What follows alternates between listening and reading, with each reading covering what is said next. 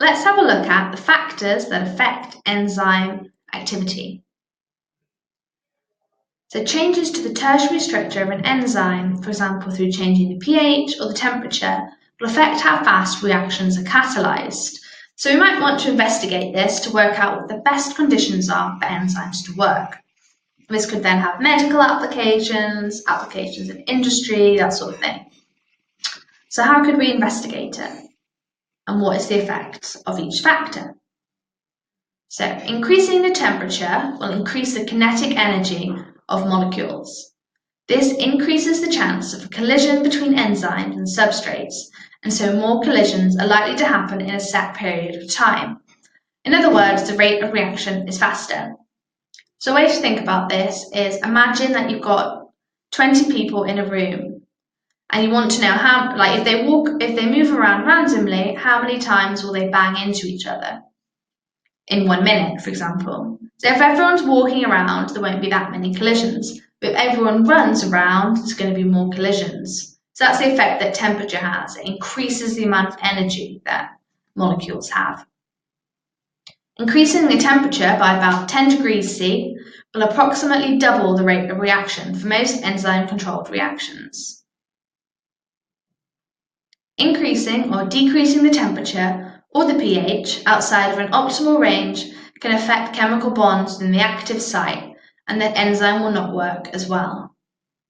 At extreme temperatures and pH values, the enzyme structure may be changed. This is called a denatured enzyme. Changing the pH changes the number of hydroxide ions and hydrogen ions. So hydroxide ions are OH- and hydrogen ions are H+. So this means there'll be different numbers of those ions around the enzyme. These will interact with charges on the enzyme's amino acids, affecting hydrogen bonding and ionic bonding, so causing changes to the structure of the tertiary structure. So, to recap that, increasing temperature increases kinetic energy, and at extreme temperatures, the enzyme structure becomes denatured, and denatured is the key word you need to know. pH also influences the bonds between amino acids in an enzyme. The reaction rate is influenced by the relative enzyme and substrate concentrations. Increasing the concentration of the substrate increases the numbers of substrate molecules that can form enzyme-substrate complexes at any one time. And we can also call these ES complexes.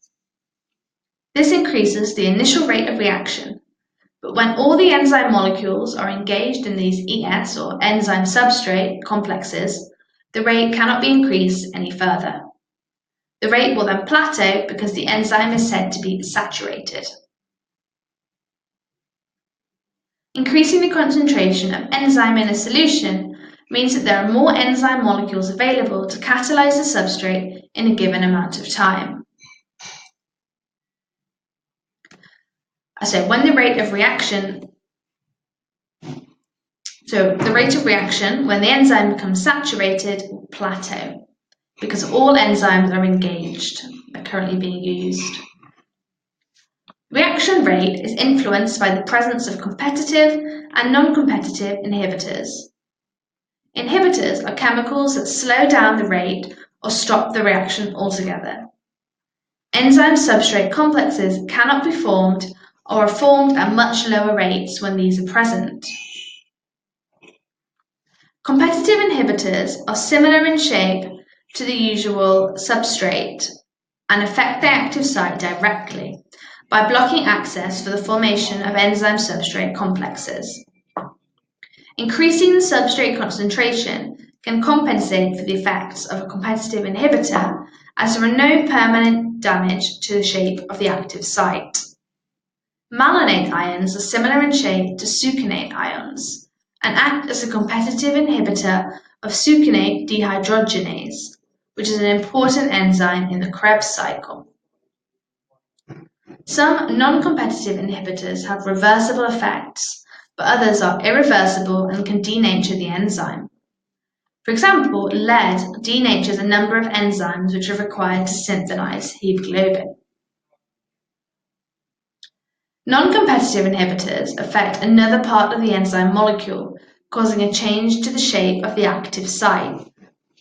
So they don't block the active site, they just change its shape, which means that the active site is no longer complementary to the substrate molecules.